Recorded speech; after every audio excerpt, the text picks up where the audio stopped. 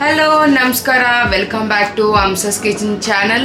ಯಾರೆಲ್ಲ ನಮ್ಮ ಚಾನಲ್ನ ಫಸ್ಟ್ ಟೈಮ್ ನೋಡ್ತಾ ಇದ್ದೀರಾ ಅವ್ರು ಈ ವಿಡಿಯೋನ ಕೊನೆ ತನಕ ನೋಡಿ. ಖಂಡಿತ ನಿಮಗೂ ಕೂಡ ಈ ರೆಸಿಪಿ ಇಷ್ಟ ಆಗುತ್ತೆ ಅಂತ ಹೇಳ್ತಾ, ಇವತ್ತಿನ ರೆಸಿಪಿ ಈರುಳ್ಳಿ ಗೊಜ್ಜು. ಈ ಗೊಜ್ಜು ನೀವು ಚಪಾತಿಗೂ ಕೂಡ ಸೈಡ್ ಡಿಶ್ ಆಗಿ ನಂಚ್ಕೊಳ್ಬೋದು.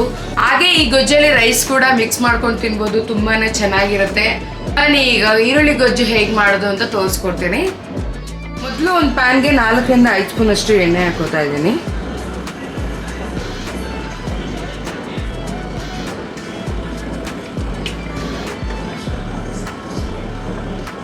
ಎಣ್ಣೆ ಕಾದ್ಮೇಲೆ ಇದಕ್ಕೆ ಅರ್ಧ ಸ್ಪೂನ್ ಅಷ್ಟು ಸಾಸಿವೆ ಹಾಕೋತಾ ಇದ್ದೀನಿ.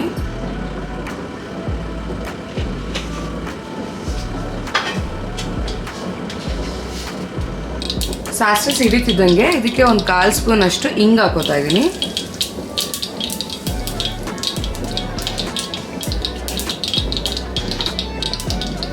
ಅರ್ಧ ಸ್ಪೂನ್ ಜೀರಿಗೆ,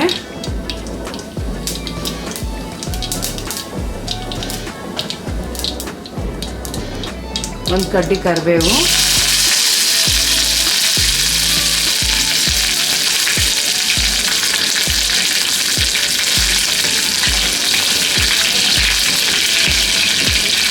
ಎರಡರಿಂದ 3 ಹಸಿಮೆಣಸಿನಕಾಯಿ,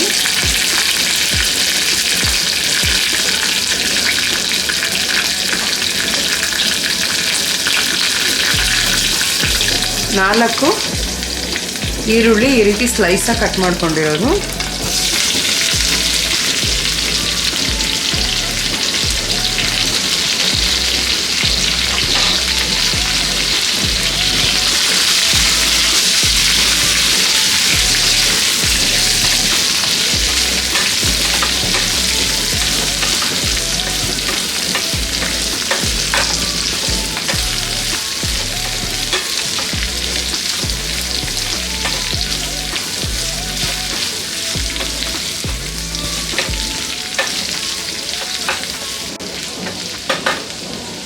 ಈರುಳ್ಳಿ ಹಾಕೊಂಡು ಇದಕ್ಕೆ ಉಪ್ಪು ಹಾಕೋತಾ ಇದ್ದೀನಿ.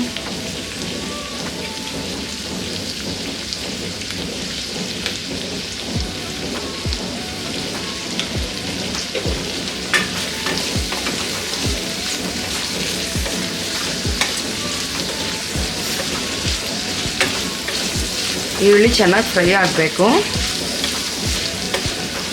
ಇದು ಗೋಲ್ಡನ್ ಬ್ರೌನ್ ಕಲರ್ ಚೇಂಜ್ ಆಗೋ ತನಕ ಇದನ್ನ ಇದೇ ರೀತಿ ಫ್ರೈ ಮಾಡ್ಕೋಬೇಕು.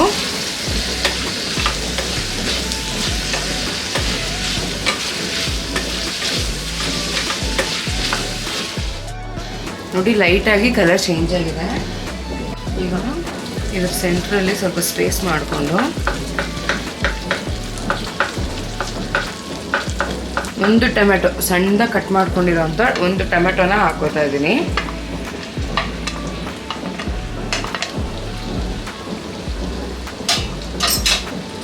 ಟೊಮೆಟೊ ಫ್ರೈ ಆಗಬೇಕು.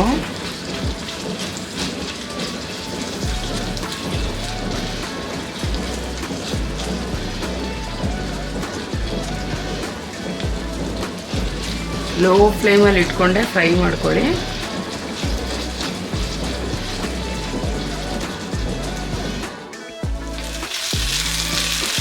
ನೋಡಿ, ಟೊಮೆಟೊ ಬೆಂದಿದೆ. ಈಗ ಇದು ಫುಲ್ ಮಿಕ್ಸ್ ಮಾಡ್ಕೊಳ್ಳೋಣ.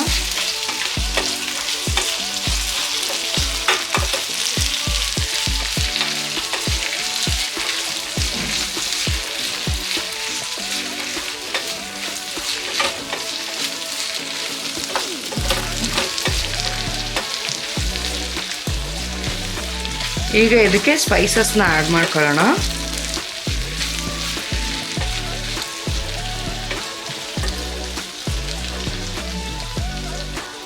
ಅರ್ಧ ಸ್ಪೂನು ಧನಿಯಾ ಪುಡಿ, ಚಿಲ್ಲಿ ಪೌಡರ್ ಅರ್ಧ ಸ್ಪೂನು, ಸ್ವಲ್ಪ ಅರಿಶಿನ, ಇದೆಲ್ಲ ಹಾಕ್ಕೊಂಡು ಮಿಕ್ಸ್ ಮಾಡ್ಕೊಳ್ಳೋಣ.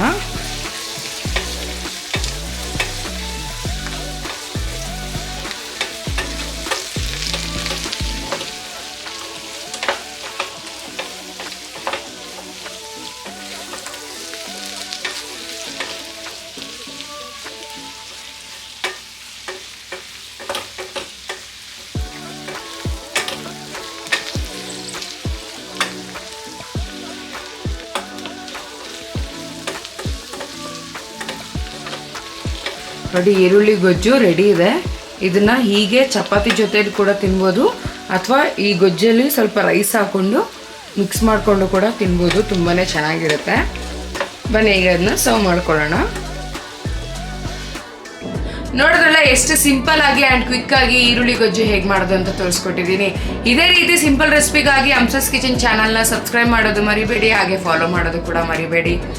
ನಿಮ್ಗೆ ಏನಾದರೂ ಈ ರೆಸಿಪಿ ಇಷ್ಟ ಆಗಿದ್ರೆ ನಿಮ್ಮ ಫ್ಯಾಮಿಲಿ ಫ್ರೆಂಡ್ಸ್ಗೆ ಶೇರ್ ಮಾಡಿ, ಲೈಕ್ ಮಾಡಿ, ಅವ್ರಿಗೂ ಕೂಡ ಹೇಳಿ ಸಬ್ಸ್ಕ್ರೈಬ್ ಮಾಡೋದಕ್ಕೆ. ಹಾಗೆ ಈ ವಿಡಿಯೋ ನೋಡೋದಕ್ಕಾಗಿ ಧನ್ಯವಾದಗಳು.